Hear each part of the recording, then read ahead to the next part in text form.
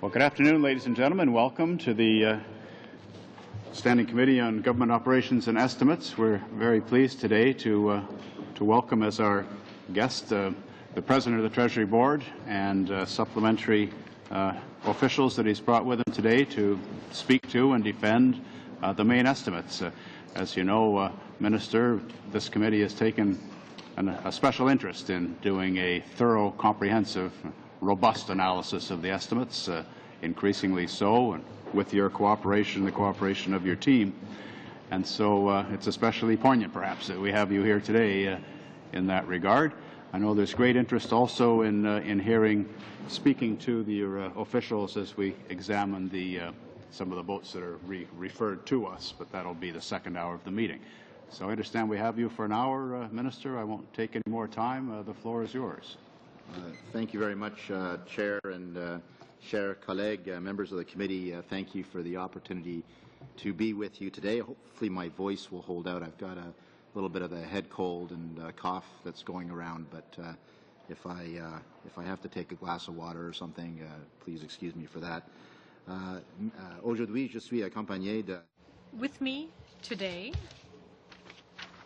is Yapak Baltacioglu, Secretary of the Treasury Board of Secretariat of Canada, and Bill Matthews, Assistant Secretary, Expenditure Management Sector, and Christine Walker, Assistant Secretary and Chief Financial Officer for Corporate Services.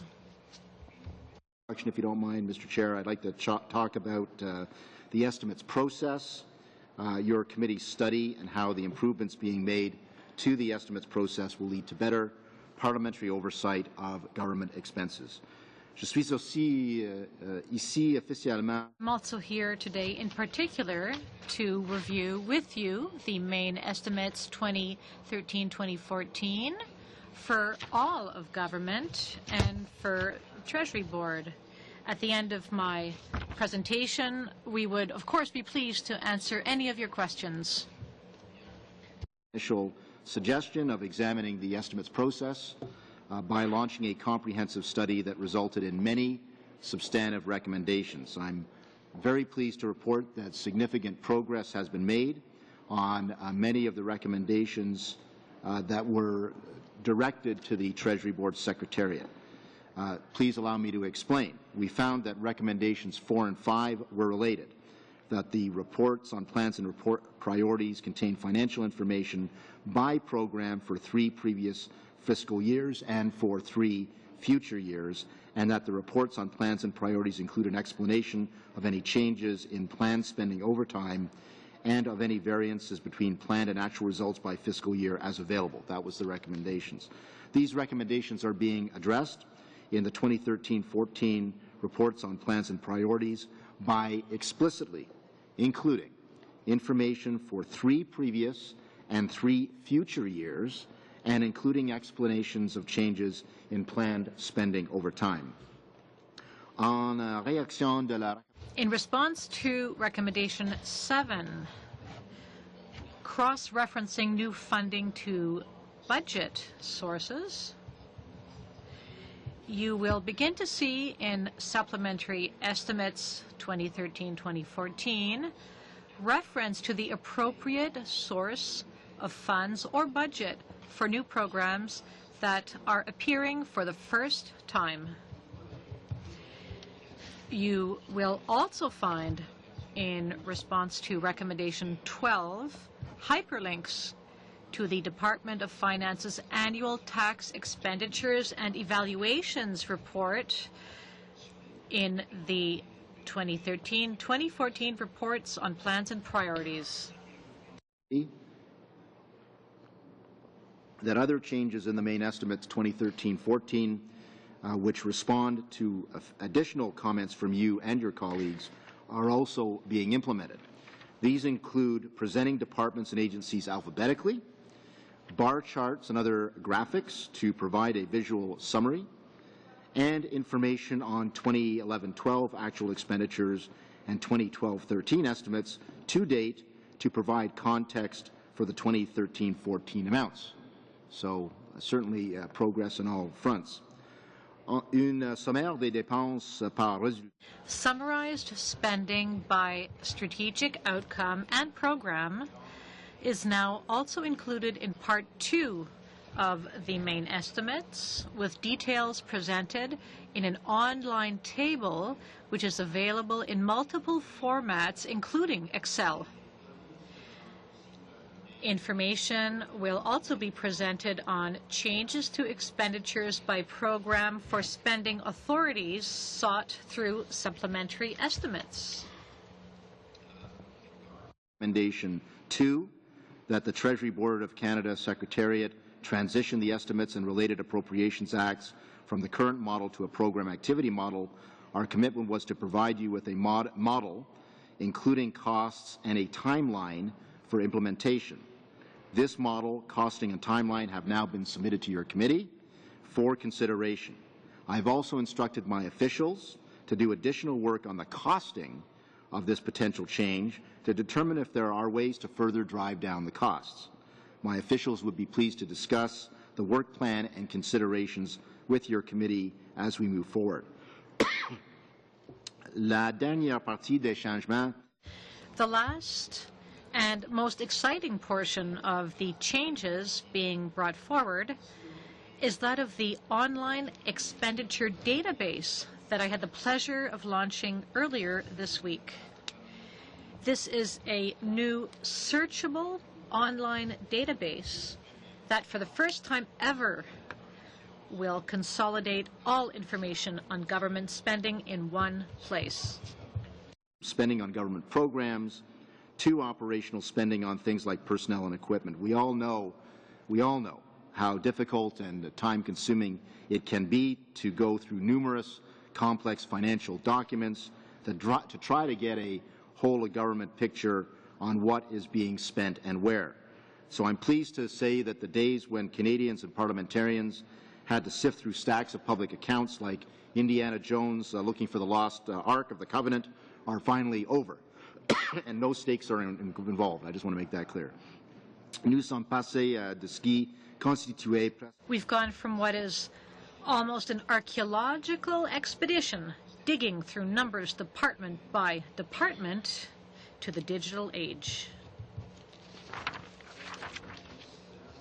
What this means for Canadians is that they will now have a more complete picture of how taxpayer money is spent. Better equipped to do your jobs. So I would like to offer that my officials come and provide you with a demonstration, as was done during the launch on Monday. And I'll repeat for those watching at home, this initiative is about increasing transparency in government, a commitment our government has continued to deliver on since day one. Now, on the matter of the 2013-14 government-wide main estimates, you will no doubt note that they reflect the government's ongoing commitment to finding savings and returning to balanced budgets. Globalement, le budget principal des dépenses fournit. In total, the government-wide main estimates provide information on $252.5 billion in planned budgetary expenditures for 2013-14 fiscal year. This includes about $87.1 billion in planned voted expenditures and about $165.5 billion in statutory expenditures. This fiscal year on the right track, with a reduction in planned spending of $4.9 billion over the fiscal year 2012-13. Last year, the planned voted budgetary expenditures were $91.9 billion.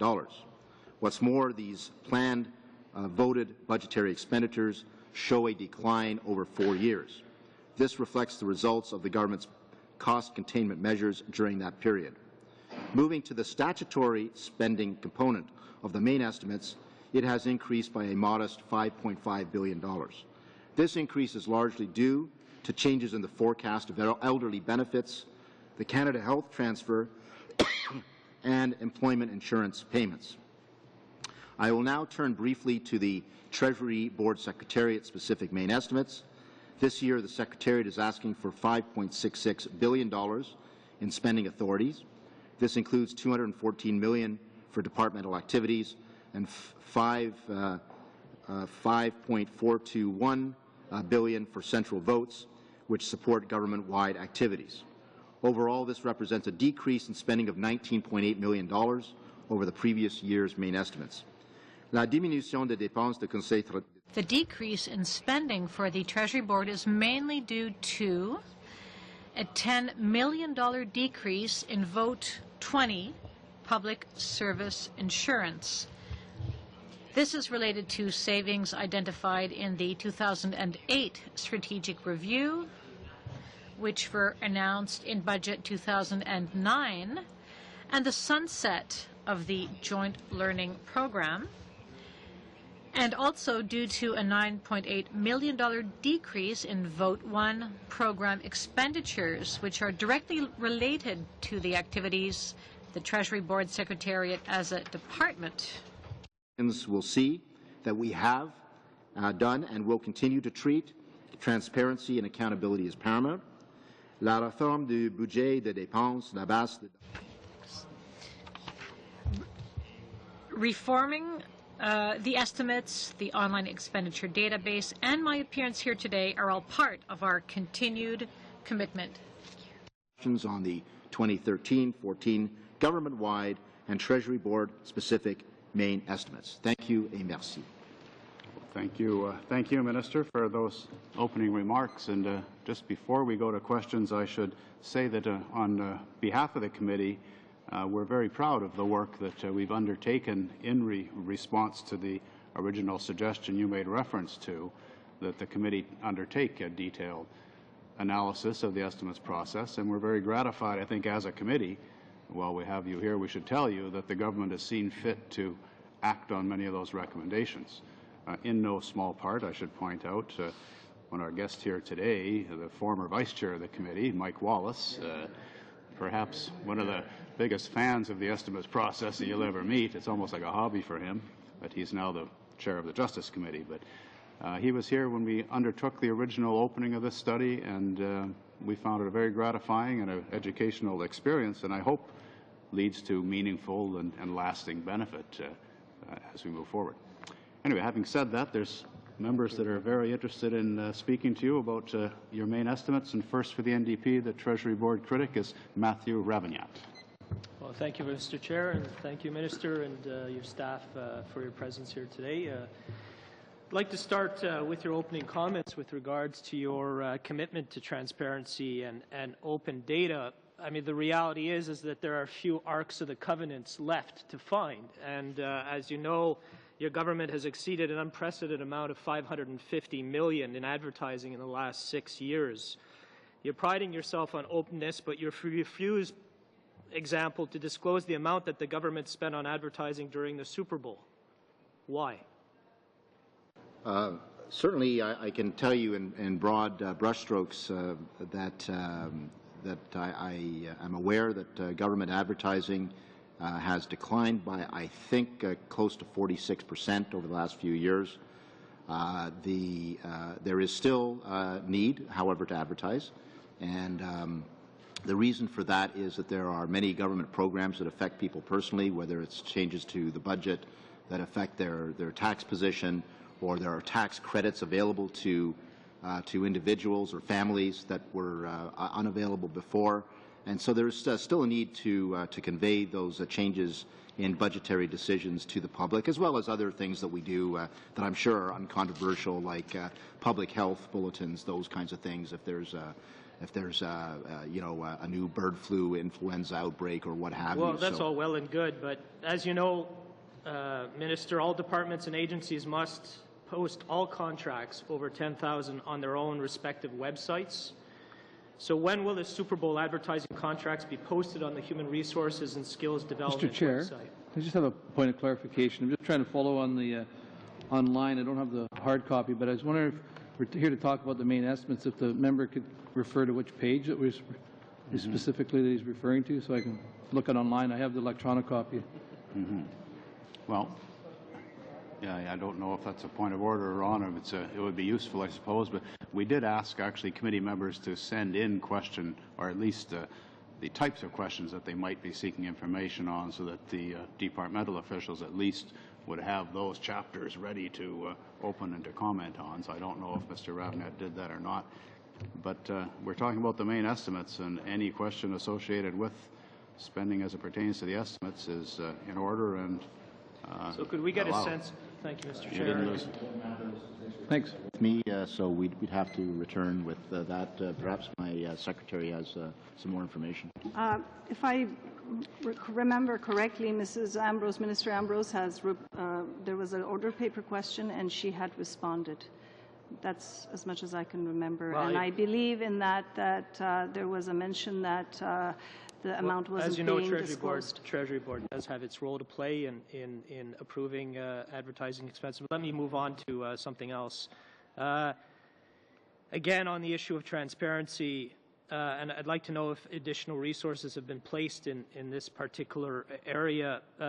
Access to information requests are up, and the correct requests responded to in under 30 days was only 55% in 2011 and 2012. So while, of course, the government is wanting open government, access to sensible information is crucial. So what explains such a significant increase in complaints? And why have you taken so long to establish a pilot project for online requests? And what specific amounts did you invest in ensuring that access to information is effectively dealt with? Thank you for the question, and indeed you're quite right to reference the online requests or processing procedure, which is increasingly available. We want to make sure that it works appropriately for citizens, so I think we're doing it on a pilot project basis in the high volume areas like citizenship and immigration as an example first. And then once all the bugs are ironed out, of course, it would be available broader. And the fact of the matter is, though, that the numbers of accesses to information requests increases exponentially. Having said that, we are striving to meet the demand as quickly as possible. The online process will be very helpful in that regard, including an online payment option. To the extent that there are lengthy delays, a lot of that has to do with the fact that some access to information requests are quite complicated and involve multi-departmental responses. So departments have to check with other departments, have to collate and make sure the response is complete as well as accurate. We are looking at examining ways that we can That's perhaps... actually quite reassuring. Of course, I haven't heard any figures with regards to what you're actually investing with regards to ensuring that these requests are dealt with in an efficient manner. But I'd like to move on to something else. I would just argue, could I just answer that question directly and make the point that, you know, if you can make your back office simpler and leaner, you can actually spend less money and do more. But it hasn't become simpler. It has become more complicated to get access to the information that is needed. So the backroom stuff is not working. The other issue about open data is there has to be trust by Canadians that open data that's available will not breach their personal data information. And we've learned today, just recently, that 85% of breaches go unreported to the Privacy Commissioner. So do you have any plans to invest with regards to ensuring that the Privacy Act, for example, is brought to date? We're talking about a legislation from 1983. And will you commit today to send it to the Ethics Committee to study these privacy breaches? Well, let me say a couple of things. First of all, the study that to which you refers to breaches that have occurred over a 10-year period, some of which during the currency of our government, but some of which were not. I would tell you that certainly after 2006, we've instituted a number of measures to protect citizens' private data more robustly, including Veterans Privacy Rights Charter, and more broadly, a mandate that requires each governmental department to protect the data and to report any breaches of that data. So I think we've got a much more robust system of protection now than in the past. Having said that, let me agree with my honourable colleague that any breach of data, when it occurs, is a serious matter and should be treated as such by governmental officials. Well over time, Matthew. Thank you very much. Next for the Conservatives, Ron Cannon. Thank you, Mr. Chair, and thanks to our witnesses. And Minister, it's been a pleasure and good to have our former Vice Chair back and his leadership in helping all of us try to understand a little bit more of the budgeting process. I've been pleasure serving just over 7 years as a Member of Parliament for Kelowna Lake Country in the last 6 months plus within the Government Operations Subcommittee. And a couple of questions to the President of the Treasury Board, specifically with regard to concerns to the environment. I think all of us around the table share the needs to have a balanced approach and responsible resource development. And on 2013-14 main estimates, Canadian Environmental Assessment Agency is requesting $14 million more in its 2012-13 main estimate. Among other things, this is an increase is attributable to the funding for the Major Projects Office, which is $7.4 million, into Aboriginal consultation. I just wondering if Mr. President, if you could enlighten the committee as far as which initiatives will be funded by the increase in expenditures of $7.4 million. Sure, and I might defer to my officials, but let me just state initially in answer to your question that a number of these things are primarily demand-driven, so that is to say the more large projects are seeking to get through the system, that obviously requires more personnel and resources that are expended in order to ensure that there is a timely response to those kinds of situations. I'm assuming that that's the case in this case. Mr. Matthews, would you like to add? If I could add to that, Mr. Chair, the member is quite right. There is an increase here over the previous year's main estimates, and the funding for the Major Projects Office was actually renewed during the last fiscal year, but not in time for the main estimates, so that's why you see the increase this year. The funding was actually part of Supplementary Estimates A in the previous fiscal year. And I would refer to the member to the website for the assessment agency. It actually has a wonderful website with all the projects they're undertaking, both planned as well as those that are complete. And they update that on a fairly regular basis. So if there's interest in tracking those projects, the departmental website is the best place to do that. Fabulous. I know you're a keen supporter implementing technology, making information more accessible to all our constituents. And as I mentioned, that's, I think, a laudable goal for all of us. Can you maybe enlighten as far as within our the budget expenditures of using technology and finding efficiencies using technology within the budget, for example, video conferencing? And yeah, I think that's a good point, Mr. Cannon, that technology can be our friend in the sense that when we look at ways to do better for less, there are now numerous examples that can be applied. For instance, we are constraining travel budgets for departments. That is found in Economic Action Plan 13. But at the same time, we are funding both telepresence and video conferencing options for both the public service and various agencies and offices. And we are fully convinced, based on initial findings, that it will be easier to conduct meetings at a far more efficient cost to the taxpayer using this approach. So that's a good example of using the technology that is available now that continues to improve to find savings for taxpayers, while at the same time improving efficiency, improving morale, and getting the job done for Canadians. And keeping the service levels the same or increased. Thank you. Specifically to your ministry, the Secretariat is asking for $5.66 billion in spending, which is about $19.8 million from the previous main estimates. Can you explain the difference, please? It's a decrease, I think, almost $20 million. Right. So explain. Which is good. I like to see that. Right. So there are increases and decreases. So the increases are $5.1 million for the cybersecurity initiative. So that's designed to protect our digital infrastructure. $3.5 million for human resources modernization. $2.2 million for incremental compensation associated with recently signed collective agreements, and $600,000 for the transfer to the Office of the Comptroller General within Treasury Board Secretariat of responsibility for internal audit services for regional development agencies.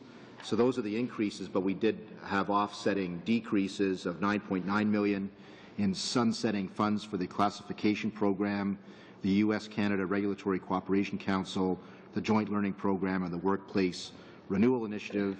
There was a decrease of $9.3 million in savings identified with the DRAP, the Deficit Reduction Action Plan, $1.5 million in savings identified in the 2010 Strategic Review, announced in Budget 2011, and $500,000 in transfers to Public Works and Government Services Canada for the first stage of the centralization of pay services, and to the Privy Council Office for the Business Transformation Secretariat. So, as you can see, there were some additions, but they were more than offset by the reductions.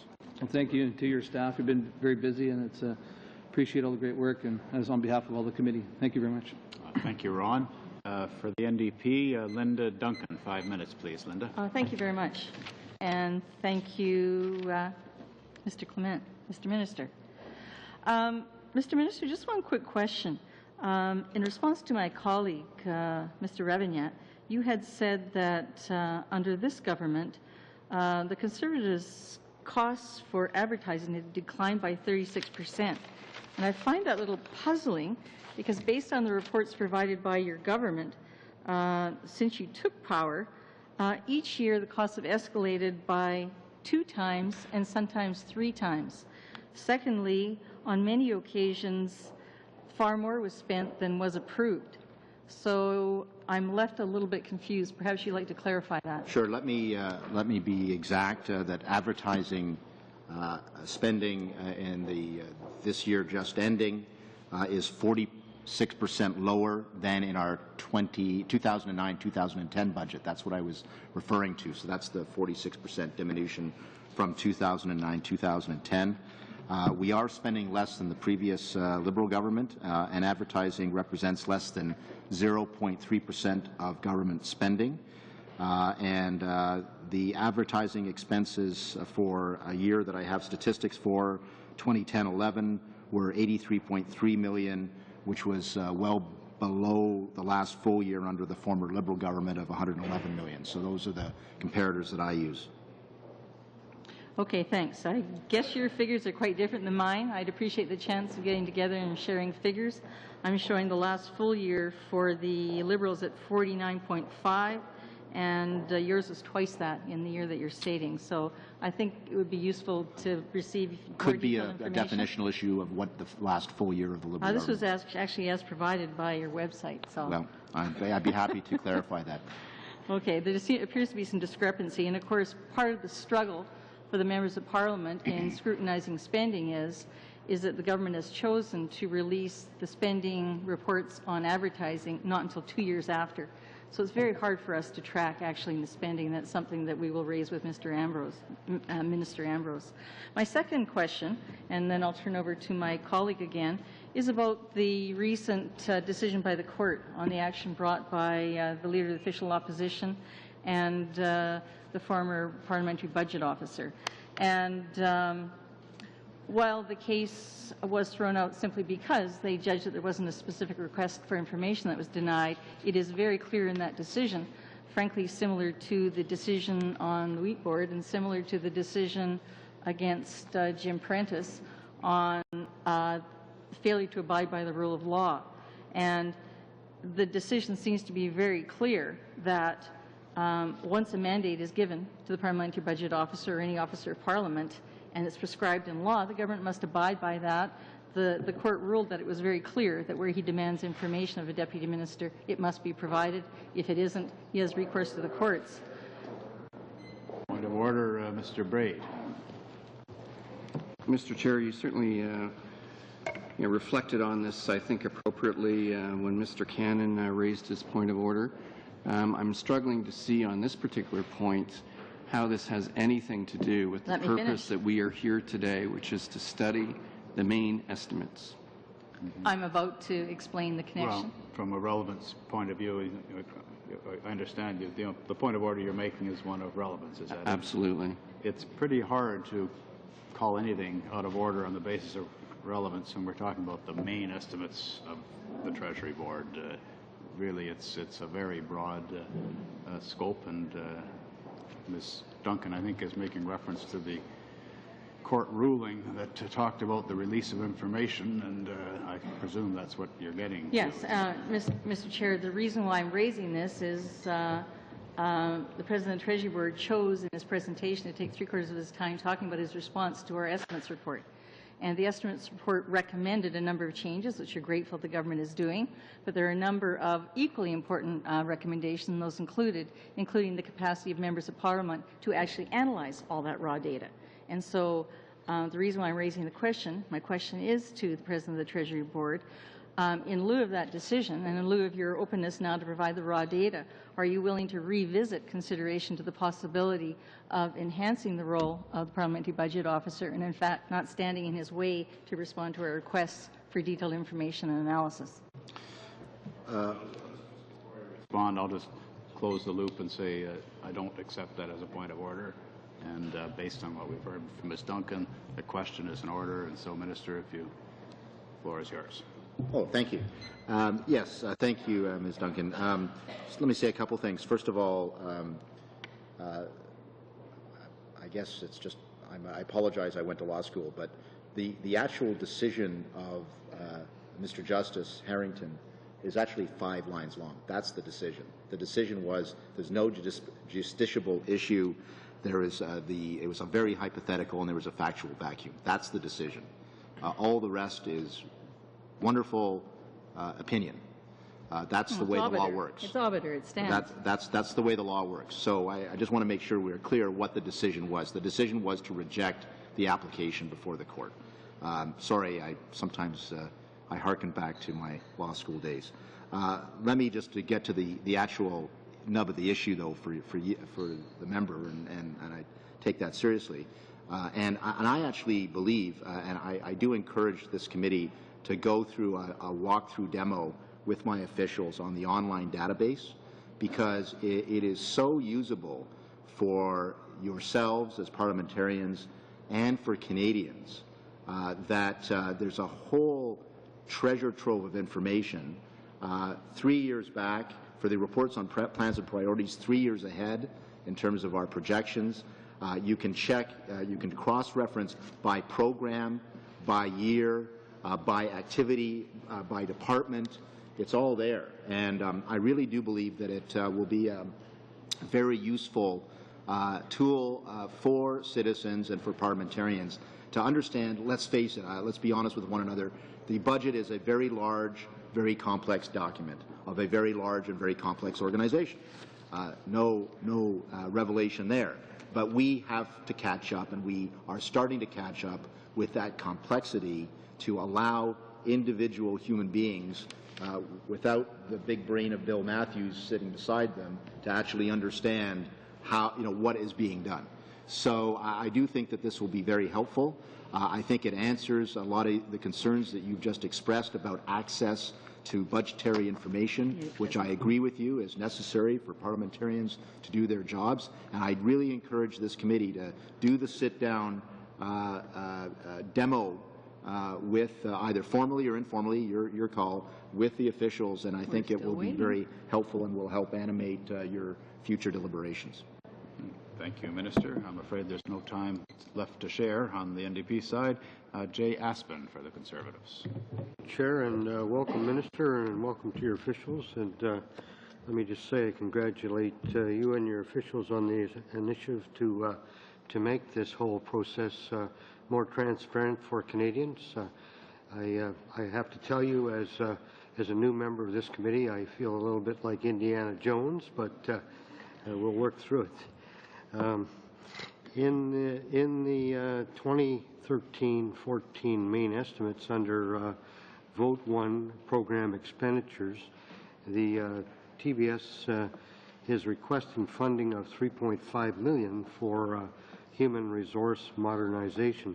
In its 13-14 RPP, the Treasury Board Secretariat indicates that under People Management Program activity, it plans to modernize the delivery of government-wide internal human resources services with a focus on common business practices, data structures, and system configurations. And that's a worthwhile objective for sure. I'd just like to know, how does the Treasury Board plan to spend that $3.9 million that has been requested, and will the focus be on personnel or IT? Thank you, and I'll certainly maybe defer to my officials after some initial comments, if you don't mind, but absolutely important part of government accountability and efficiency in delivering services is to continue to modernize the structure of our human resources. Our people are critical to delivering services, obviously, and so we continue to look for ways to do that. And part of it is reviewing back office operations. What I've found in government is there's a number of stovepiped activities where you have an agency, you have a department, they have their payroll department, they have their IT service department. There's all these different a myriad of agencies and departments, each with their own back office, and quite frankly, that's not all of that is necessary now. So we are looking to consolidate back office. It has no impact on the services that are going to be delivered to Canadians, but it's just common sense that you don't need 3 dozen payroll departments, as an example. So yes, part of that modernization takes a look at that aspect of it, as well as ensuring that we have the right tools for managers to manage. We ensure that the public servant, the expectations on the public servant are clear, crystal clear, so that he or she can meet to performance and hopefully exceed performance. That's our aspiration for those people as they develop their careers as well. So it's a combination of things in my mind, but Madame Yaprak would like to say a few words.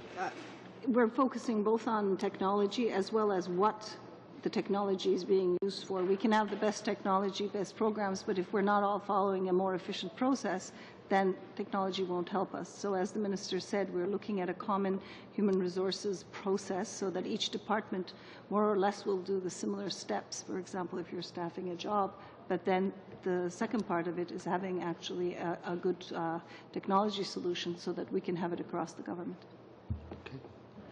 And if I may, Chair, quickly, what changes to system configurations are required? Will these changes be done centrally, or will additional spending by individual departments and agencies be required?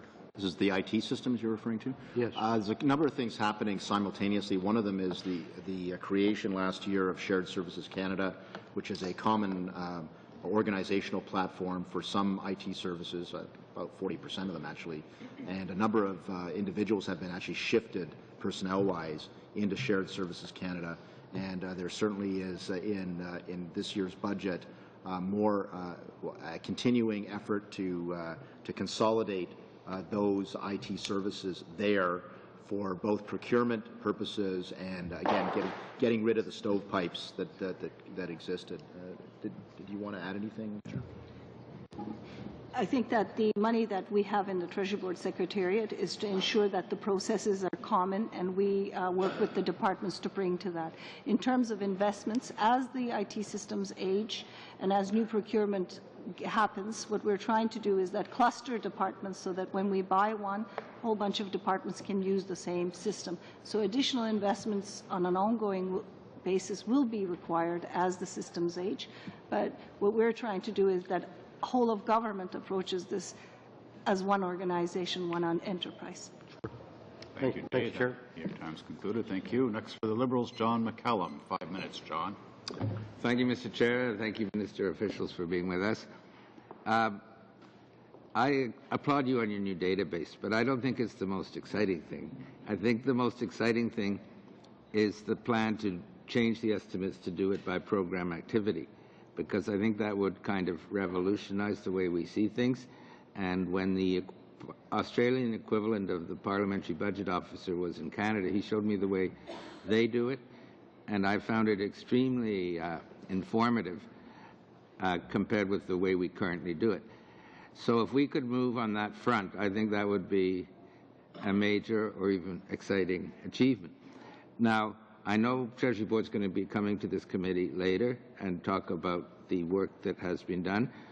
And I think in round numbers, it was the cost was in the ballpark of $60 million, and it would take 5 years. Well, I said ballpark, so I'll take $45 million. Do I hear 35? My question is, nowhere has it been said whether you're committed to go ahead with this. Right. So my question to you is, are you indeed committed to go ahead with this? So I was answering the question of the committee, which was to come forward with a work plan and costing associated with that initiative. So I have completed my work for the committee. I was happy to do so. Let me just state this as well. $45 million is a lot of money. I would like to, if you could permit me some more time to see whether we can do anything with that number to get it lower, because we are dealing with taxpayer money here. As an example, a lot of it has to do with IT and how you track things, as you can expect. So we're going from the jalopy to the speed racer, and you know, we have the transition costs and so on.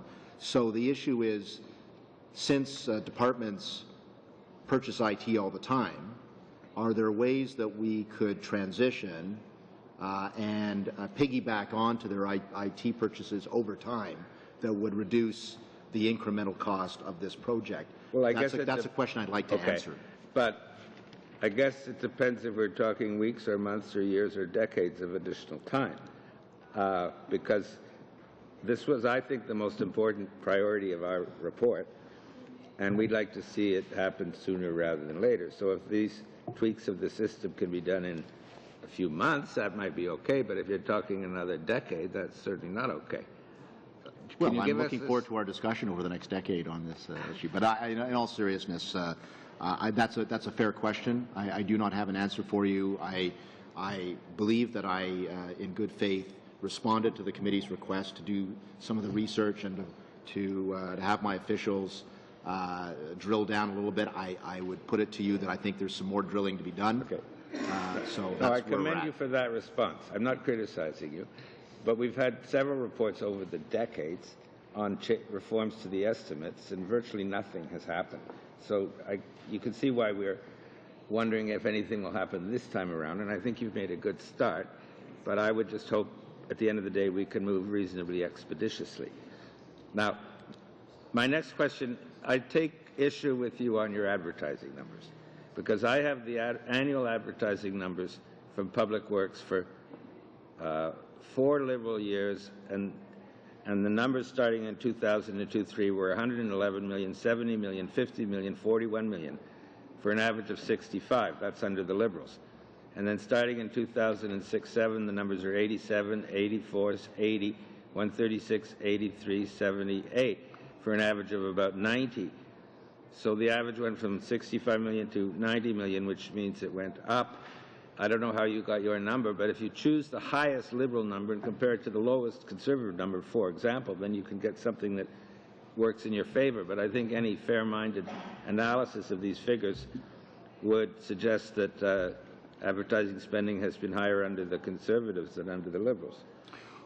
Well, let me reply to that. Of course, there are variations year to year within the Liberal time as there are during the Conservative time. Certainly, I don't think an averaging of Conservative expenditures is fair because of 2 factors. The first factor being in the depths of the recession, there was a lot to advertise in terms of new governmental programs on EI, for instance, on the home retrofit program and other tax programs to help people do things in the depths of the recession. and we made it clear to Parliament, Parliament accepted our budget, that we were going to ramp up spending in many different areas, including advertising. The second thing that happened during that period, of course, was the bird flu, the H1N1. Thank you. The H1N1, where we did a whole raft of advertising from a public health point of view. So, I'm trying to compare apples to apples too, and we may disagree on which. You might have a Gala apple and I might have a Macintosh, but we're trying to compare, and I think you have to be fair to your comparison as well. Well, I think, to be fair, if we leave out the 2009-10 recession year spending was between 78 and 85 or 7. And in the other years, and ours was 40, 50, 70, and 111. We had special factors too. So I just don't see how a fair-minded person looking at these numbers could possibly conclude that spending was not higher under the Conservatives. In the interest of fairness, we have to let Jacques Gourde have his turn to ask some questions here, because you're way over time. Okay. Yeah. Jacques Gourde, 5 minutes, please. Jacques. Thank you very much, Mr. Chairman, and thank you to the Minister and to his officials for being here today. This year, you presented the main estimates in a new, improved, more understandable format. Can you please explain specifically where the improvements are for the benefit of Canadians? Yes, thank you very much, Mr. Gourde. The main estimates for this year are presented differently as compared to previous years. And let me explain to you in what way. I think these changes are quite significant. And perhaps I can express myself in English to be a little more specific. Alphabetically, which makes it easier to find particular organizations. As I said, bar charts and other graphics have been added, which will provide a visual summary of information in the tables, and information on 2011-2012 actuals and 2012-13 estimates to date have been added to provide context for the 2013-14 amounts. So I can conclude that these are very significant changes for all Canadians and for Canadian parliamentarians as well. It is certainly important for you to have all the facts at your disposal, but also to be able to read them in an understandable format. Mr. Minister, your department worked very, very hard to strike a balanced budget. What have you done exactly to achieve that goal? And my next question will be, what have been the greater challenges for you, that is, where were budgets higher than anticipated? Of course, the main estimates for 2013-2014 provides information on expenditures in the order of $252.5 billion, and in voted expenditures there were $87.1 billion, legislative expenditures $165.5 billion, and for this year the main estimates show a decrease, a significant decrease in voted expenditures.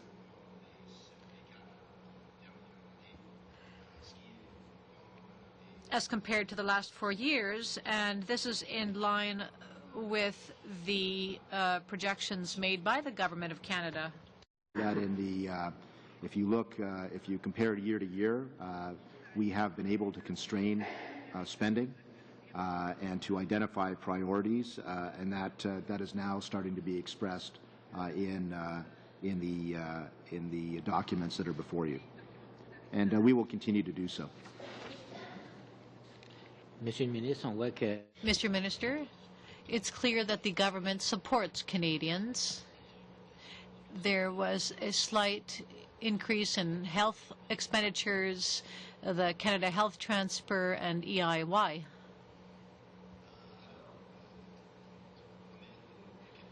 Well, our promise to Canadians with regard to these transfers is that they are protected. This year, there was an increase of 6% for the Canada Health Transfer, for instance. And this is because our government has promised to protect these transfers to individuals as well. We stated in our budget that it is possible to decrease other expenditures, but at the same time protect essential services to Canadians. We want to protect their health and their opportunities to find employment in the future. Thank you very much, Mr. Minister. First round of questioning, and I know we have the Minister for a few more minutes, but there's one question I would like to take the liberty to ask, if you don't mind, and it's dealing with the Canada Mortgage and Housing Corporation. I noticed quite a large number. For reference, it's on page, what is that? Section 2, page 22. And it's a figure of $41.9 billion, not million. And we don't understand, you know, who are the main entities that are responsible for this repayment. I thought CMHC had a huge surplus because nobody defaults on their mortgage anymore because interest rates are so low. And so why this massive amount of money repayment? Who's repaying it and to whom? Sure. I think Mr. Matthews seems to have his response ready before mine, so I'll defer to him. Thank you for the question, Mr. Chair. That's actually, if I could refer members to that page, that's actually a repayment related to non-budgetary items. So that's money the government actually loaned out that's coming back in.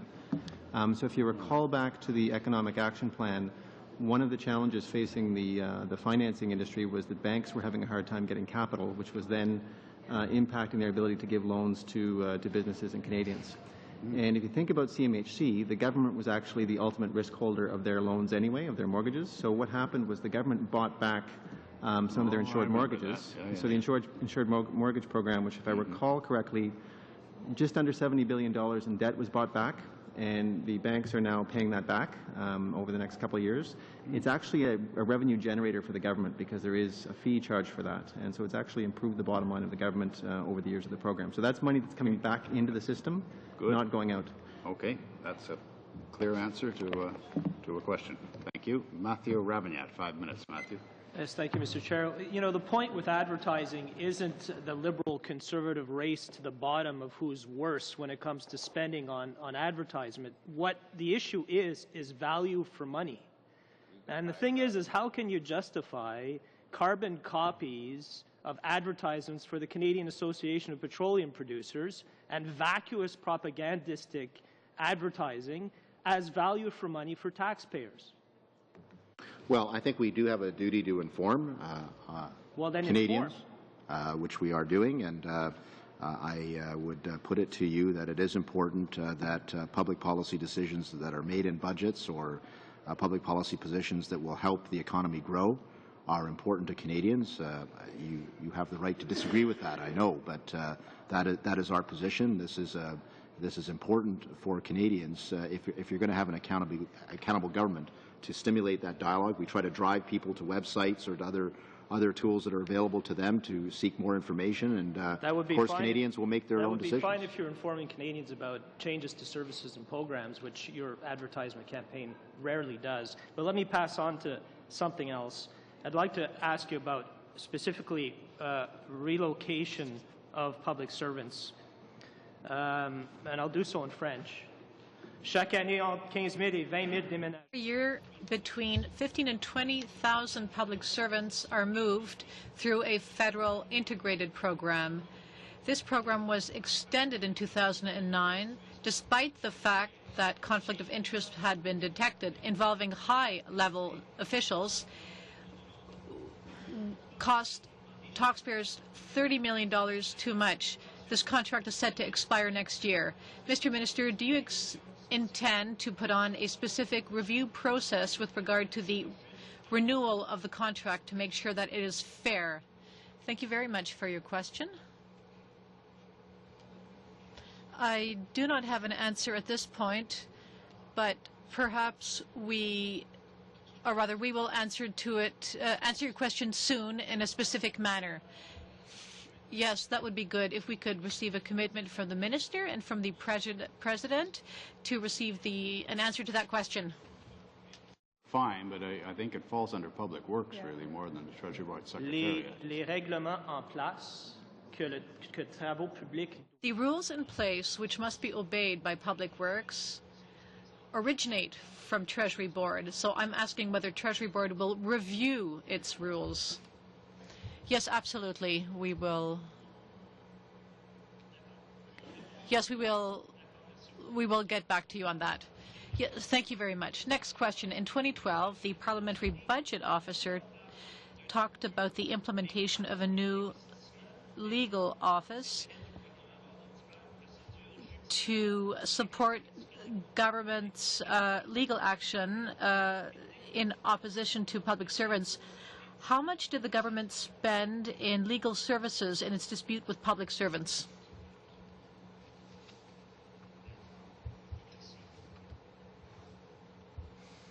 Yes, one moment, please.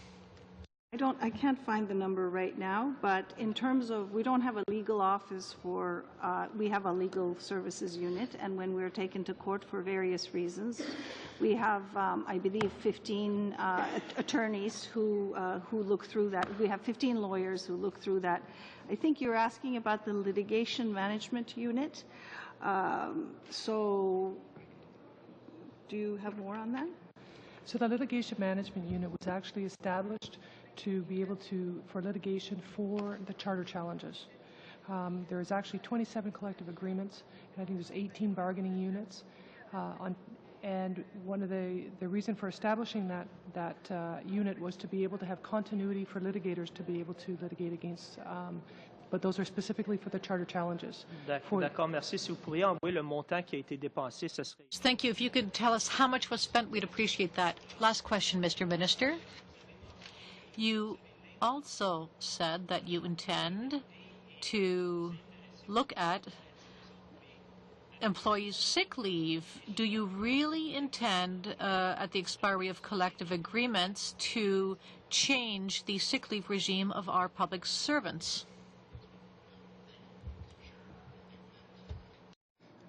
First of all, I'm not going to explain our entire collective bargaining strategy. I hope you don't mind. But at the same time, I think we will always look for ways to be fair to our employee base. And I think the question that really should be asked is the current system helping people who are sick, and are there better ways to do that? And I would certainly say to you that the current system has a number of gaps in it that actually make it harder for public employees, perhaps at the beginning of their career, who, through no fault of their own, have an illness issue. The system is not very fair to them right now. And I would put it to you that there are ways to make the system fair, more balanced, and more responsible, not only to the taxpayer, but also to deal with some of these issues that So that's a do arise. confirmation you will be looking at. I will say it for the record. Yeah, absolutely, we'll be looking at that. Okay. Thank you, Matthew. Your time has expired. I don't know how the minister's time is going, but the Conservatives have one more speaker they would like to get in. Minister, do you have 5 more minutes? Sure. Okay, there you go. All kinds of bonhomie. Bernard Trottier. Thank you, Mr. Chair, and thank you, Minister, for coming in. You know, when we took this study last year looking at the estimates process, it's not the first time that the Government Operations and Estimates Committee looked at it. In the past, I think it's 10 years ago, and again, I think it was 17 or 18 years ago. The committee looked at that, and there were some recommendations made, but things weren't implemented. It's very encouraging to see the government now actually implementing some changes to the estimates process and the supply process to make things more accountable. You know, one of the witnesses came in at one time, showed us a book of main estimates from the 1880s, and they look very, very similar to what the main estimates look like today. In other words, we've been dealing with the same system in place for about 145 years. And so it's very encouraging. It's a series of small changes which collectively you'd call it a transformation. So can you maybe talk about some of the behaviors that would change in Parliament, and then also what this means for Canadians? Things like putting in 3 years of history, 3 years forward in the RPPs, the move to a program activity view of the estimates. What will that change in Parliament? Well, let me give one example that springs to mind, just because the scars are almost healed, but not quite. And that has to do with the traditional thing that happens around here, where we have the estimates process, where those have to be tabled by March 1st. Then typically, not always, but typically the budget is after that date. And so in that period of time between the estimates and the budget, not everyone, but some people will run around with their hair on fire because, oh my gosh, the estimates, they have a cut on this, and you know, it means that the government is making massive changes to this program or to that program, and then that all dies down because when the budget happens, it actually has the funding that people expect for that particular program. Because sunsetters, what we call sunsetters, those programs with specific time-limited funds are not included in the estimates process until the funds are renewed. So I really do believe that with the changes with this online database where you can see year to year, program to program, it gives you a better context of how budgetary decisions are made. You can follow the thread of the funding of particular programs over a greater period of time. You can compare similar activities department by department. I think that's going to be a really important tool as well as you seek to make sure that departments are being efficient on the common activities that they have.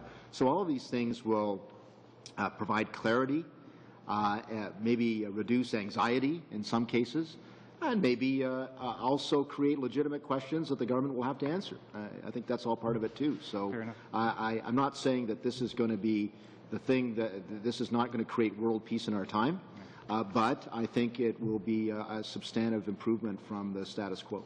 Thank you. I just want to follow up on some of the numbers that you presented and the big picture numbers that you presented when you talked about the voted amounts. When they're decreasing from last year, at least the estimated amounts from 91.9 billion down to 87.1 for this year. On the other hand, the statutory amounts are going up by about $5.5 billion. So there's a whole shift in the profile.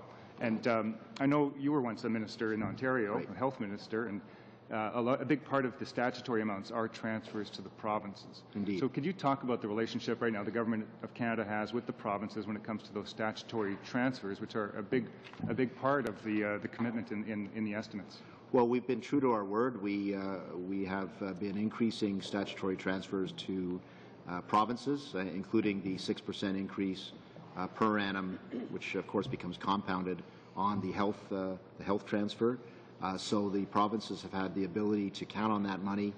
And when you look at other transfers, like what Budget 2013 is doing for the gas tax money that goes to municipalities, all of our municipalities and all of our communities where that is now being indexed, that I think gives the ability of our transfer partners to plan downstream in terms of what they need to, with the obligations that they have for our common citizens. So yes, I think that that is what you're seeing there, and I think that's important. Now, you were a health minister once, so did you experience... Well, I experienced the opposite. I experienced cuts in transfer payments from the Liberal government at the time. We were loud about that because we felt that that was not in the interest of our citizens. We are obviously, as a government, doing something very different from that era. Thank you. Bernard, I'm afraid your 5 minutes is up, and I'm afraid that is pretty much the time we have set aside to have the President of the Treasury Board with us. We want to thank you, Minister, for being with us here today. And let me just say in conclusion that I firmly believe that the work we did at your request, the examination of the estimates that resulted in the 7th report of this committee, might be one of the most meaningful things to come out of the 41st Parliament. Because if we can render the estimates process down to plain language where the public can understand, it just enhances the public's right to know what their government is doing with their money. So I think, in all modesty, this committee has done some very good work in that regard, and we look forward to its implementation. Thank you for being with us here today, Minister. we're going to suspend the meeting for a minute or two while the minister excuses himself, and other Treasury Board officials, I believe, join us for the next panel. Suspended.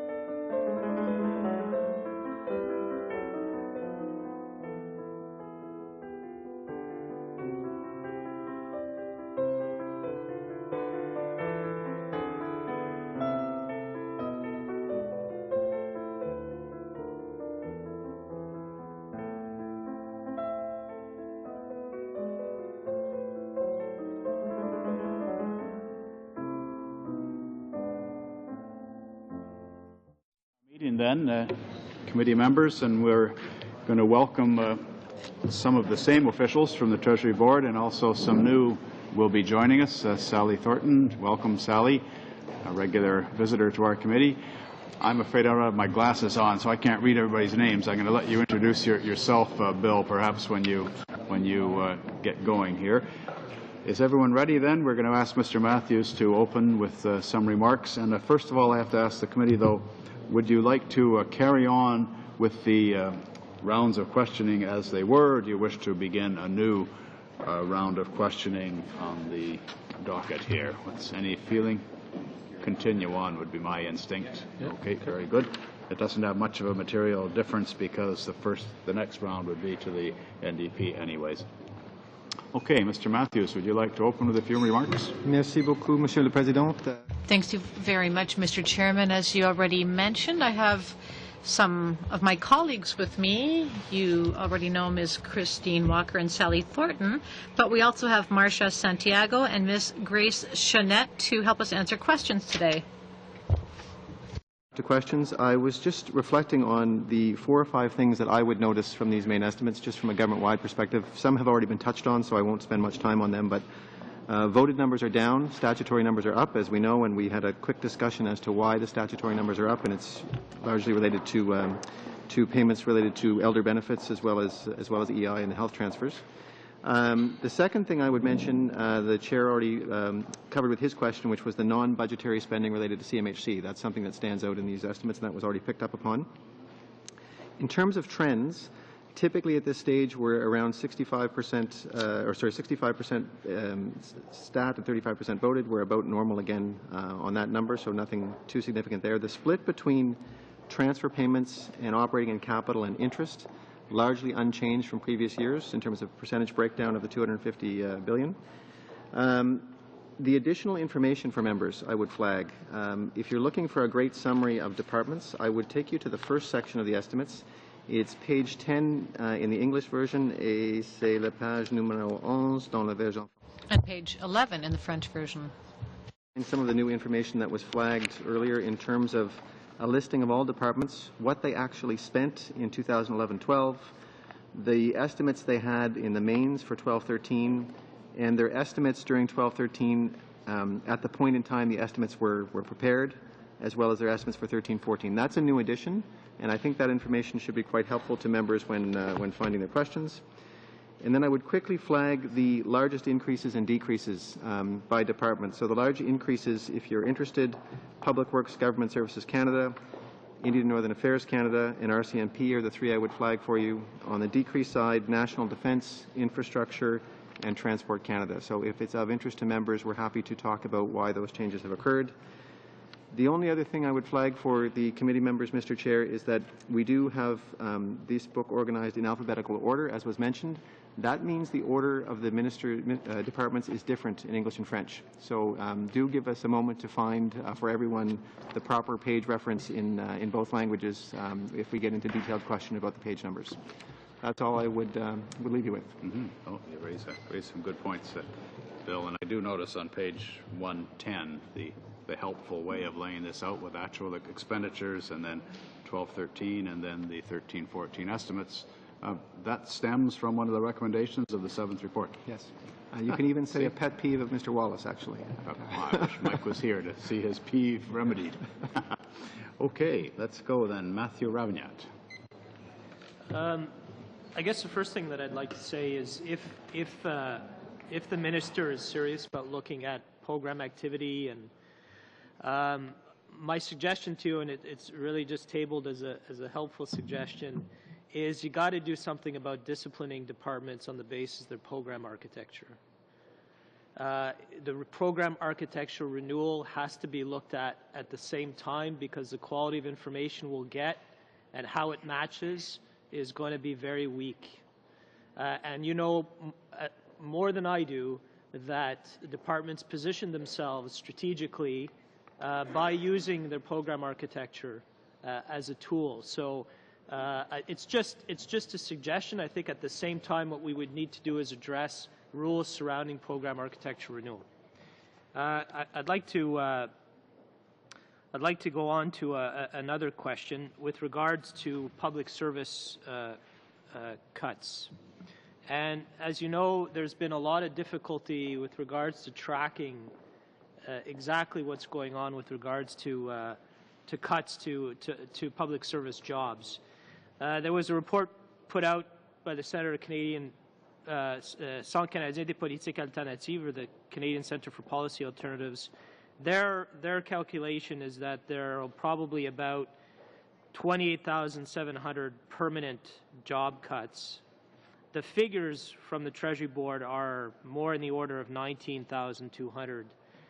Can you tell me why there's a difference with regards to the calculation, and what is the real figure? Sure.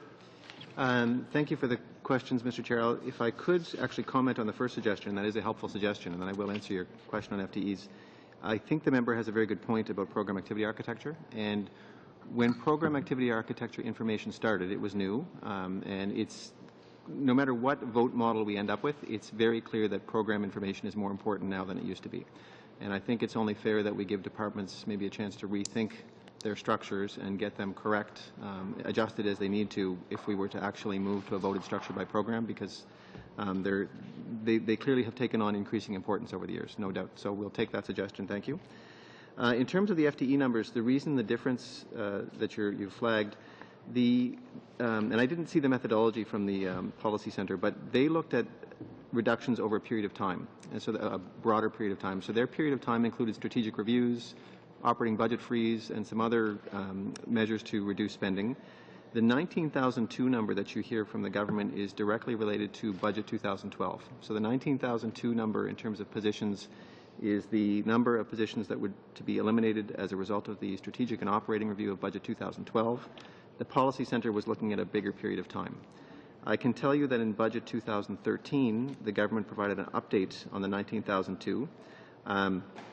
Initially, they were forecasting that of the 19,002, roughly 12,000 would have to be use workforce measures to be transitioned out, and they were hoping for 7,200 through attrition. The trend is actually looking like it's flipping. So as of budget 2013, December numbers, 16,220 of the positions had been eliminated, so not quite the full 19.2, but certainly on track. And of those, 9,300 were through attrition, and roughly 7,000 through workforce adjustment measures. So the initial forecast is proving to have overestimated our reliance on workforce adjustment, and we have been able to make greater use of transition to achieve those reductions. But the 19,002 is directly related to SOAR. On the night, I think you said 9,300 in attrition. Is that correct? 9,300 attrition so far, yes. Now, can you give me a sense of the definition of attrition that you're using? Attrition is one of it's basically someone who has left the public service and not had to take advantage of a workforce transition measure, severance package, etc. So attrition could be retirement, could be people leaving the public service on their own, deciding to pursue a different career. Could be the elimination of temporary positions or casual positions, so elimination of those positions. In some cases, the positions that were being eliminated had no person in them, so there's no workforce adjustment cost there either. Can you confirm for me that there has been indeed a 24% reduction in HRSDC, that is 5,700 positions that have been eliminated? I'm not aware that the reduction has been that significant at all, so I cannot confirm that. Can you give me figures on what the reduction is?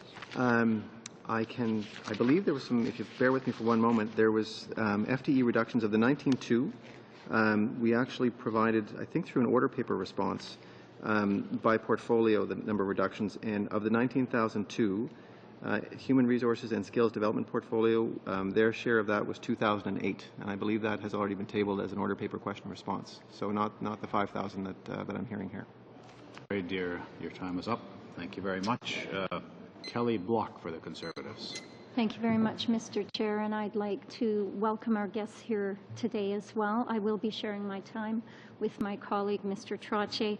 I'm going to focus my questions on the reports on plans and priorities. And one of the first things I will note as I looked at the report on plans and priorities for the Treasury Board is that the President is certainly committed to advancing a range of transformative initiatives to contain costs and ensure value for tax dollars.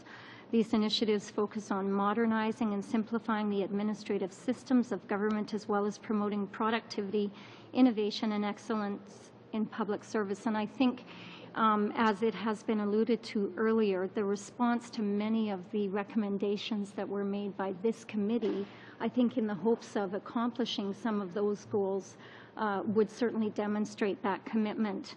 When I look at the reports on plans and priorities, and we know that there's been an inclusion of 3 years back and 3 years forward as a result of a recommendation that was made in the OGGO report.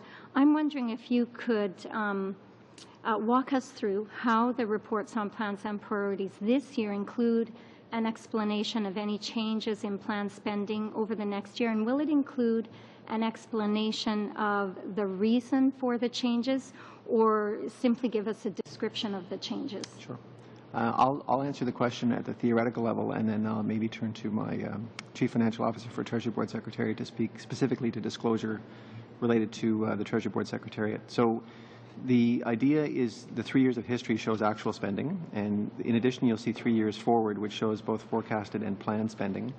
And the idea there is to get a sense of trends, but the numbers themselves are not very meaningful without an explanation. So the idea for departments is to actually explain what's happening, and if their plans have changed, they're supposed to explain the variance. So that's the guidance that's gone out to departments.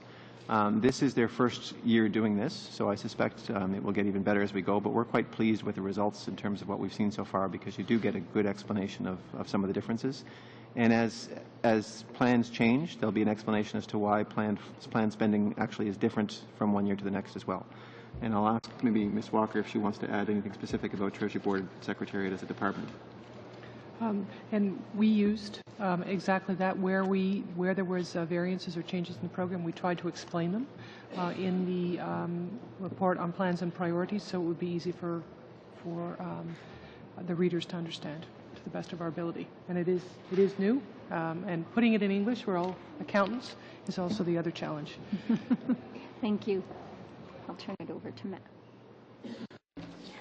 Thank you, Mr. Chair, and thank you for coming in once again to the committee. I know you were very involved in the study of the estimates process that we did, and I share my enthusiasm with Mr. McCallum about this shift to a program activity view of government. I think it's more meaningful, and it will lead to better scrutiny of the supply process. And just want to ask some clarifying questions about programs and activities.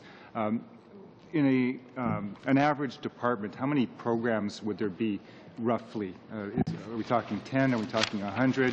Are we talking less than 5? Just for Canadians to understand what this might look like going forward.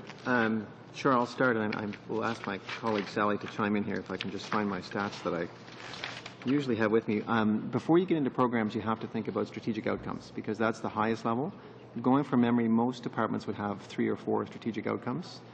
Programs are then an explosion of those strategic outcomes, and your average department would have much more, many more programs than strategic outcomes. And Sally, can you actually maybe add up how many programs we have versus strategic outcomes? Overall, over 130 organizations. We'll have to confirm, but I think we were running at about 1,900 strategic outcomes and near 3,000 in terms of program activities at the highest level. So when it comes to coming in for an estimates review, and I know there's a wide range. Some departments might only have 1 program. Some departments might have dozens and dozens. But what does the range look like? Just trying to get a sense of the amount of information that parliamentarians could look at, and ultimately Canadians, if they want to search the new database. What are they looking at in terms of number of programs? Order of magnitude. I don't need an exact number. Yeah. One of the best ways to get an example, if you think of any organization, if you go into the main estimates, they have, for each organization, we've set out their expenditures by strategic outcome and program. So, for example, if you were to pick, let's pick Treasury Board Secretariat. Or that's not a good one because of the central votes. Pick, say, Foreign Affairs, page 153. You'll notice right up front on, so basically it's the 3rd page in, they identify 4 strategic outcomes and 2, 3, 4, 5, 6 programs. The comparator, though, is that they have 5 votes. Okay, thank you. And if I could just add to that, I finally did find my notes. I knew I had them here somewhere, Mr. Chair. On just rule of thumb on average, it looks like the average department, bigger ones especially, you're probably looking at about 10 to 12 programs. Okay. A manageable number. Just one final question is just, we talked about the cost estimates to do the transition to that program activity architecture. Did that include a data migration of the historical data into a program activity format, or was it just going forward, the estimates would be in a program activity format? Well, the data exists already historically, so I need to be really clear about this.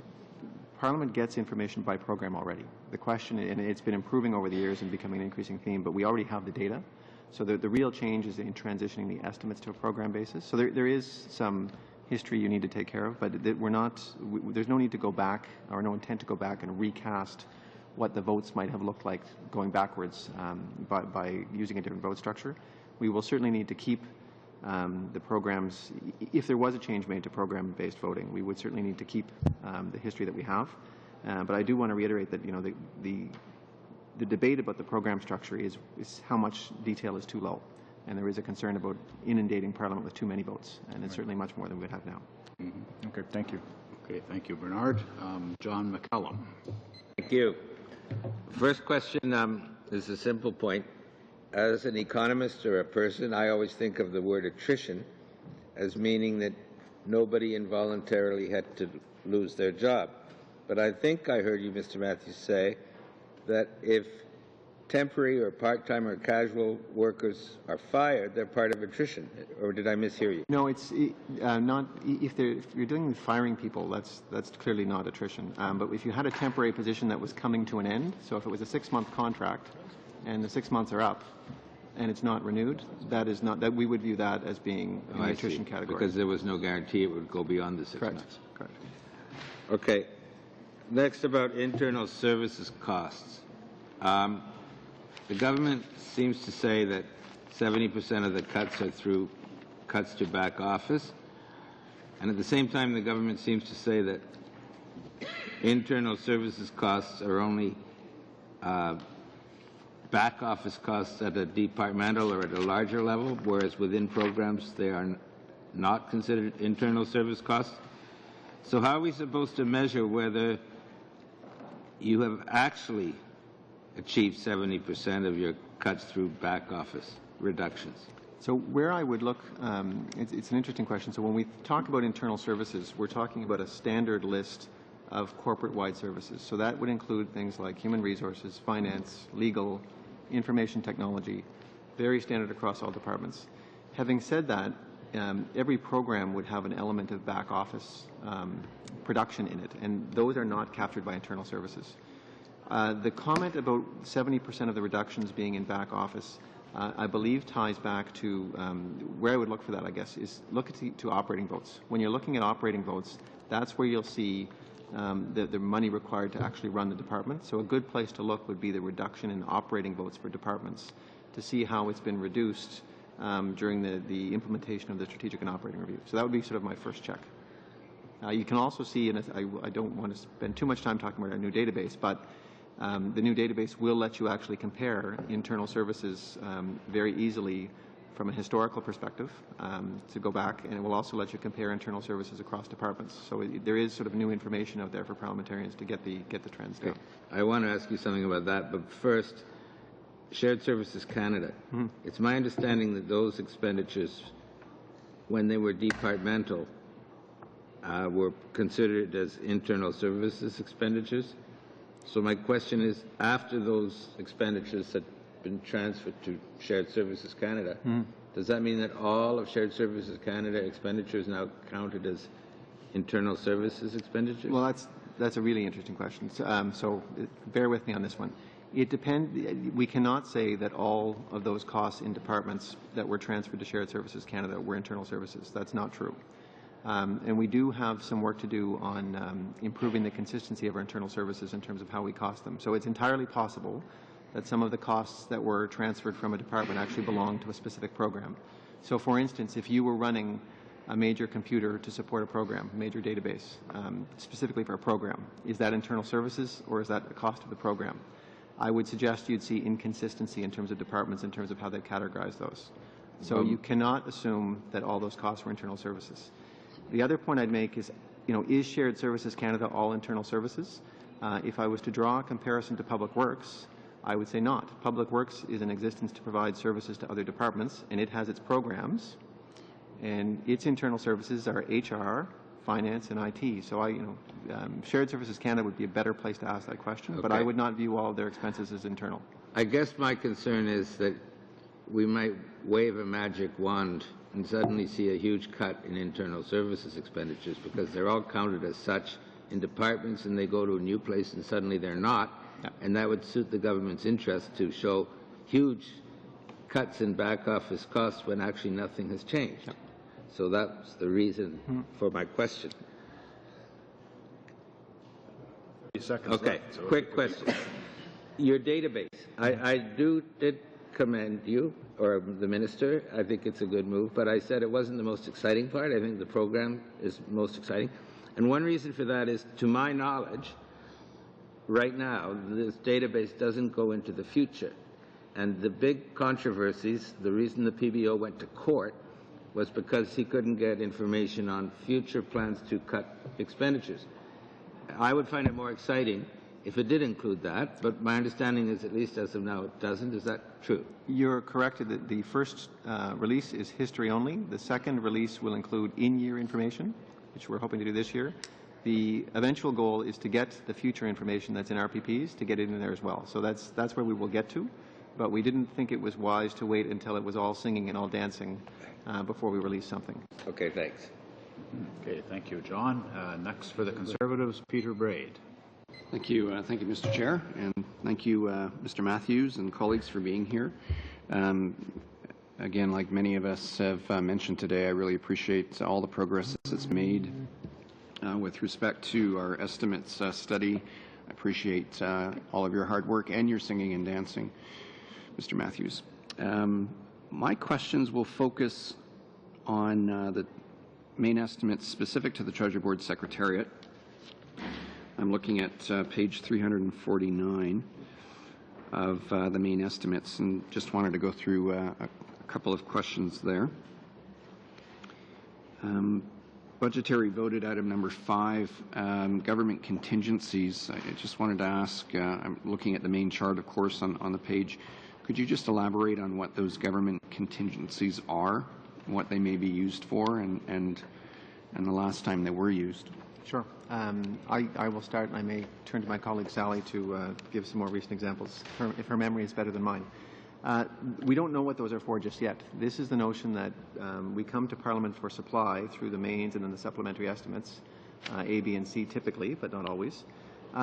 Sometimes there are cases where a department cannot wait can't wait for the next supply period to get funds. So this is a vote we use to actually top up a department until we can get to the next supply period. And then the information is reported to Parliament so they can be aware of what this vote was used for. Going from memory, it was used last year. There was I believe through Supplementary Estimate C, there was an opportunity to amalgamate 2 buildings we have in London related to our embassy to consolidate them. And it was a time-sensitive deal. The department in question didn't have enough money to actually buy this property and wanted to take advantage of what was in fact a very good deal for the taxpayer. So we used this vote to top them up until we could come back to the next supply period. In the past, it's also been used to fund Indian and Northern Affairs for things like forest fires, where they've had costs that they didn't anticipate. Anything else? Yeah, I mean, the definition is basically for miscellaneous, urgent, or unforeseen expenditures. Traditionally, you see it for forest fires, floods, claim settlements, and then there are examples such as the London Chancery, where it was the timing of making that deal, where the organization needed the authorities to spend the money before the actual supply period. So what happened is we come back in the next possible supply period to inform Parliament of that use, because you've already approved the use for those purposes. So we also seek to get the monies reimbursed from the organization. Any advances on monies are reimbursed from the organization. Great, thank you. Moving a little further down the chart, I note on the public service insurance line an actual, in this case, a decrease, which I think is a real achievement, a decrease of $10 million from the main estimates this year, or last year to this year. Could you just elaborate on how you've managed to achieve that? Yes, Mr. Chair. The question, as I understand it, why is there a decrease in the Vote 20 insurance? Correct. So what that is, it actually is 2 components. The first component is there's a joint learning program, which is a sunsetting fund, so that program actually sunsets, so that came out of Vote 20, so that was $2 million. And the other part is for the public service and insurance was an $8 million savings, and that was part of the strategic review that was done in 2008, and the bulk of that saving is actually coming from the public service healthcare plan. Very good. Pay list requirements. I'm just curious to know what happened between, looking at 2012, 2013, what happened between the main estimates and the estimates to date figures there? What happened between them? Oh. The 600 yeah. million. The top up there, you may recall, members, that we had to top up departments for severance. As the collective agreements were renegotiated, right. The agreements often all included a provision to stop the accumulation of severance, but it gave employees the option of cashing out their severance they had earned to date. So that top-up that happened during the year was to actually resource departments for employees who had elected to cash out their earned severance. Will that be a one-time top-up? Will we see that again, potentially? The severance, we didn't reopen any agreements. We waited till they have expired before negotiating away the severance. So there are still some agreements in place that have not yet expired that contain the severance clause. So I would assume, as we go forward, that the intent would be to negotiate the same provisions as has been done in the past. And if that's the case, depending on the size of the department, they would need a top-up as well. Okay. Finally, if I still have time. Seconds. Tell us more about the increased funding for the cybersecurity initiative. This sounds like a very important initiative. The cybersecurity strategy was announced in 2010 to counter the attacks on computer networks. It was $155 million over 5 years, but for a number of organizations, and $5.1 million of that is to Treasury for this year. There are basically two things that they're working on, and one is the enterprise design for the enterprise security design, and as well to enhance capacity within the system to ensure that there is integration and alignment between the security departments. Thank you. Your time there, Peter. Thank you very much. I understand Mr. Ravignac will share with Ms. Duncan, but I'm going to hold you to the 5 minutes. We seem to stretch when this sharing happens. 5 minutes, please, Matthew. Well, yes, thank you, Mr. Chair. The minister confirmed that he would be looking at sick leave for public servants for additional cost savings. I'd like to ask you: have you been instructed in any way to start analyzing that those cost savings, and if so, how? I'm not the best person to speak to sick leave and HR provisions in general, so I have not been instructed to look at savings related to sick leave. But just to clarify, the minister's comments were not just about cost savings; they were about a system that would work better for both employees and employers. And I believe he wanted to stress that point when he was here, so I'll make the same point. But that's really all I can say on that front. I'd like to ask you a question related to the amount of internal services, and I'll ask it to you in French. La cible principale des mesures de compression annoncées.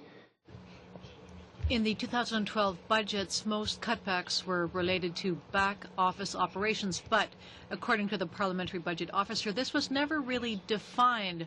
There was an increase in 114% in back office operations for Correctional Services Canada, and another significant increase for the Public Service Commission. Can you please tell us exactly what these amounts, $199 million,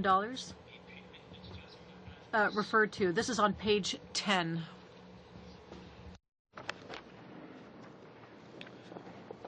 Excusez, c'est pas la page 10. Okay. I apologize, not on page 10. That was my mistake. But if you could just answer the question, please. Thank you very much. I cannot explain the changes in these specific departments, but as you already know, there's a difference between internal or services and back office services. Up in terms of cost for department was picked up in internal services, depending on where you go. So the explanation very much changes by department. So it's really something we can't address on a government-wide basis. I will say that to date, internal services in the current year are down over the previous year, and both the parliamentary budget officer and the government would agree with that statement. So backroom savings are not part of internal services. How are we supposed to, as parliamentarians, track the reduction in spending for backroom? What I would say is take a look at the votes that get reduced. So if you look to operating expenses, that's a great place to look to understand the nature of the spending, because if it's not in operating, it's either in capital or grants and contributions. So that's the first place I would check. It is worthwhile looking at internal services to see what the trends are there as well. But back office involves more than just internal services, and it's caused some confusion in terms of the spending reductions. 2.5 minutes. Thanks, Mr. Chair. I'd like to take this time to table my motion that the committee invite the Speaker of the Senate and the government leader in the Senate to appear no later than May 28, 2013, for the review of the Senate 2013-14 main estimates. I wish now to speak to my motion. My rationale is that pursuant to Standing Order 81-4, the main estimates vote 1 on the Senate was referred to this committee. As this committee is apprised on this matter, it's important that we provide an informed vote, and consequently I'm tabling the motion, which I provided previous notice. All right. The clerk advises me it's in order that Ms. Duncan moves this motion, having given notice of it on March the 19th. Therefore, with apologies to the witness, the motion is appropriate, in order, and debatable. a long debate. Is there any, do you have opening remarks on the My opening remarks, Mr. Chair, were very succinct. This is a matter, Understanding Order 81-4, that under the main estimates, vote 1 was the spending of the Senate was referred to this committee, and therefore I feel obliged to make an informed decision on that vote that we should be hearing those witnesses to speak to those main. Right. Committee members, you have heard the motion. Is there any further debate on the motion? Peter. Thank you, Mr. Chair. I think this motion certainly falls under committee business, and it is the normal practice of this committee and of every committee, in fact, to discuss committee business in camera, so I would move that we go in camera. The motion to go in camera is in order and is non-debatable. Therefore, we put the matter to a vote. All those in favor of going in camera? Hands down, opposed, if any. The motion carries. We're going to have to apologize and excuse our witnesses and anybody else in the room, in fact, who shouldn't be here while the committee goes in camera. Thank you very much, Mr. Matthews and Ms. Thornton, and for your testimony. Yes, you could. I don't take very long. If you wouldn't mind staying in a holding pattern, Mr. Matthews, we anticipate bells at 5:15, so we may or may not be able to invite you back in. Motion's adjourned, or the meeting is suspended while we go in camera.